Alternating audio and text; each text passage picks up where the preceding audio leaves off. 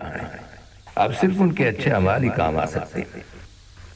جس طرح ایک قیدی دوسرے قیدی کو نہیں چھڑا سکتا، چھڑانے والا باہر سے آتا ہے، اسی طرح دنیا دار کو دنیا کی محبت اور قید سے آزادی نہیں دلا سکتا۔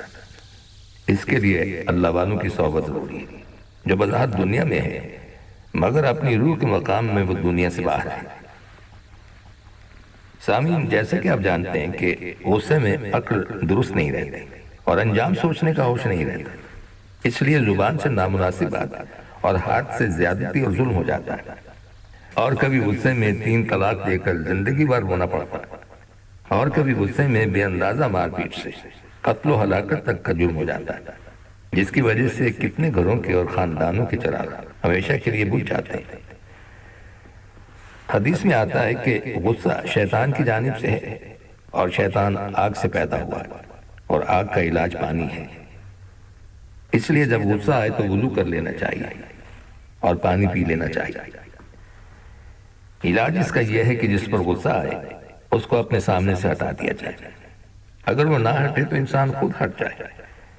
پھر انسان کو سوچنا چاہیے کہ جس قدر اس شخص نے ہمارا قصور کیا ہے اور ہمارا حق مارا ہے اور ہماری نافرمانی کی ہے، اس سے زیادہ ہم رات دن اللہ سبحانہ تعالیٰ کی نافرمانی کرتے رہ رہے ہیں اور اللہ تعالیٰ کے حقوق میں قصوروار ہیں۔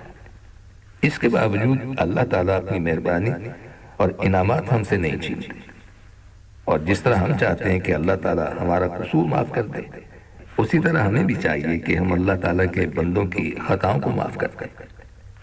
جس قدر قیامت کے دن اپنی خطائیں معاف کرانی ہو، انسان اتنا ہی دنیا میں اللہ تعالیٰ کے بندوں کی خطائیں معاف کرتا رہے اور ان پر احسان بھی کرتا رہے۔ انشاءاللہ اس طرح سوچنے سے دل ہلکا ہونا شروع ہو جائے گا، اور زبان سے اعوذ باللہ من الشیطان الرجیم کئی بار پڑھ لیجیے، اور وضو کر لیجیے اور ٹھنڈا پانی پی لیجیے۔ کھڑے ہوں تو بیٹھ جائیے، بیٹھے ہوں تو لیٹ جائیے، اور اللہ تعالیٰ کے غضب کو یاد کیجیے۔ جب غصہ ہلکا ہو جائے اور عقل درست ہو جائے تو جو مناسب سزا ہو تجویز کیجیے۔ تو جب غصہ جاتا رہے تو خوب سوچ سمجھ کر شریعت سے جتنی اجازت ہو اتنی سزا دیجیے۔ اس طرح بار بار کرنے سے غصے کی اصلاح ہو جائے گی۔ جیسا کہ آپ جانتے ہیں کہ غصے کا روکنا تو نفس پر بوجھ ہوتا ہے، مگر اس کا انجام ہمیشہ اچھا ہوتا ہے، اور دشمن بھی دوست بن جاتا ہے، اور غصہ کرنے سے دوست بھی دشمن بن جاتے ہیں۔ نبی اکرم صلی اللہ علیہ وسلم کا ارشاد ہے کہ پہلوان وہ نہیں جو کشتی میں گرا دے، بلکہ بڑا پہلوان وہ ہے جو غصے کے وقت اپنے نفس پر قابو رکھے۔ اللہ تعالیٰ نے غصہ پینے والوں اور لوگوں کی خطاؤں کو معاف کرنے والوں اور ان پر احسان کرنے والوں کی تعریف فرمائی ہے۔ انسان کو اپنے مالی نقصان کے بارے میں یوں سوچنا چاہیے کہ جو ہوتا ہے اللہ تعالیٰ کے حکم سے ہوتا ہے، اور صبر پر اجر ملتا ہے۔ ان للہ و انا الیہ راجعون پڑھنے سے ایسے مواقع پر اس سے بہتر نعمت عطا ہو جانے کا وعدہ کیا گیا ہے، اور یہ سوچنا چاہیے کہ انتقام لینے سے اجر و ثواب بھی ہاتھ سے جاتا رہے گا اور ہمیں کیا نفع ملے گا، اور غصے میں انتقام لیتے وقت اس پر زیادہ ظلم ہو گیا تو پھر اللہ تعالیٰ کی پکڑ اور سزا کا عذاب الگ بھگتنا پڑے گا۔ جب انسان پر غصہ غالب ہو تو اسے فوراً یہ سوچنا چاہیے کہ اگر ہم اس وقت اس پر غصہ روک لیں گے اور معاف کر دیں گے تو قیامت کے دن اللہ سبحانہ تعالیٰ بھی ہمارے اوپر سے اپنا عذاب روک لیں گے۔ یہ بشارت حضرت انس رضی اللہ تعالیٰ عنہ کی روایت حدیث سے ثابت ہے۔ سامعین، بدگمانی بھی ایک بیماری ہے۔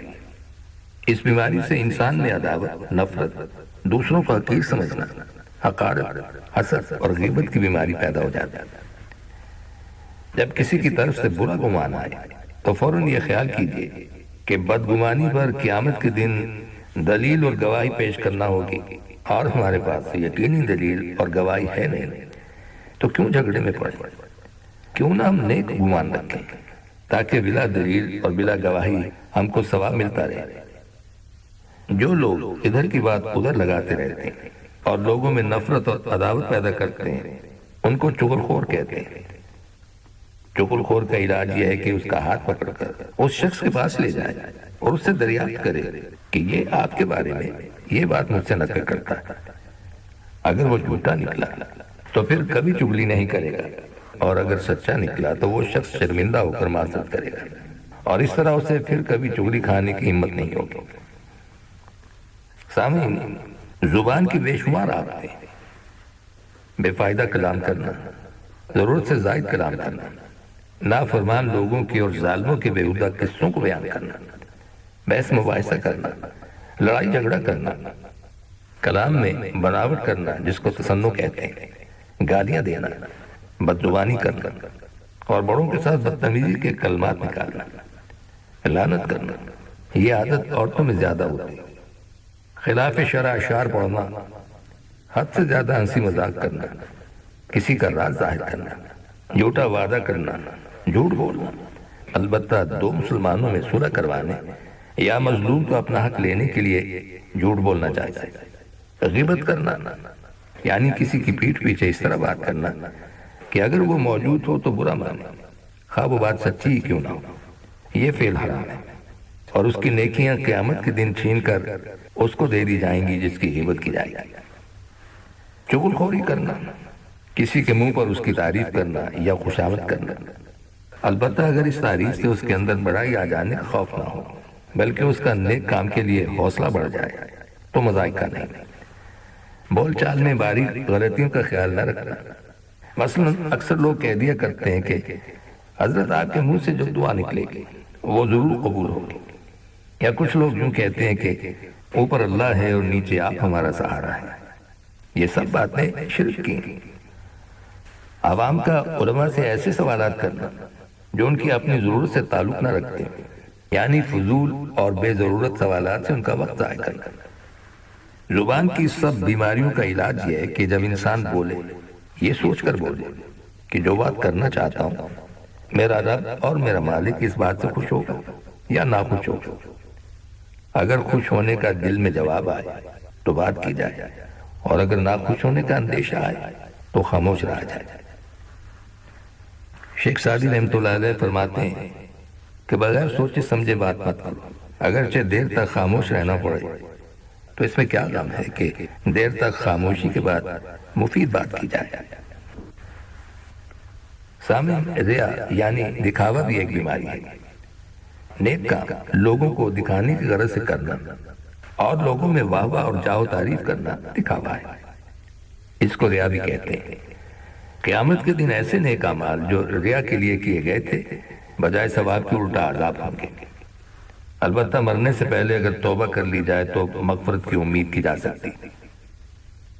یہ دکھاوا کئی طرح کا ہوتا ہے، کبھی زبان سے کہ آج ہم نے اتنا قرآن پڑھا اور آج ہم نے اتنی خیرات کی ہے اور ہم رات کو اٹھے تھے اور اتنی رکعت تہجد پڑھی اس لیے آج ہم تھکے ہوئے ہیں، یا کبھی یوں کہے کہ دوسرے حج میں جو وہاں سے ہم تسبیح لائے تھے وہ ہم آپ کو ہدیہ دے رہے ہیں۔ اس طرح صرف ایک جملے میں 2 حج کا ثواب ضائع ہو گیا۔ اور کبھی انسان زبان سے کچھ نہیں کہتا مگر لوگوں کے سامنے آنکھ بند کر کے سر جھکا کر بیٹھ جاتا ہے تاکہ سب کو معلوم ہو کہ یہ بڑے اللہ والے ہیں، دنیا سے ان کا برائے نام تعلق ہے۔ یہ آنکھوں کو اس طرح دکھانا کہ معلوم ہو کہ رات بھر کے جاگے نیند کا غلبہ ہے، یا کسی کی موجودگی میں نماز پڑھتے وقت رکوع اور سجدے کو لمبا کر دینا کہ دیکھنے والا سمجھے کہ بڑے صوفی ہیں، بڑے نیک ہیں۔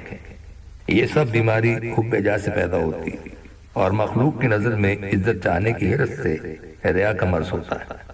علاج اس کا یہ ہے کہ انسان کو یہ سوچنا چاہیے کہ جس مخلوق کو اپنی نیکی دکھا کر عزت اور نام چاہتے ہیں نہ یہ مخلوق ہوگی نہ ہم ہوں گے، سب قبروں میں خاک ہوں گے اور صرف اللہ تعالیٰ کی رضا اور خوشنودی کام آئے گی۔ ان کلمات کے ساتھ ہی ہمارے آج کے پروگرام کا وقت بھی اب ختم ہوتا ہے، اس دعا کے ساتھ کہ اللہ تعالیٰ ہم سب کو صراط مستقیم پر چلنے کی توفیق عطا فرمائے، آمین۔ آئندہ ملاقات تک کے لیے محمود احمد کو اجازت دیجیے، اللہ حافظ۔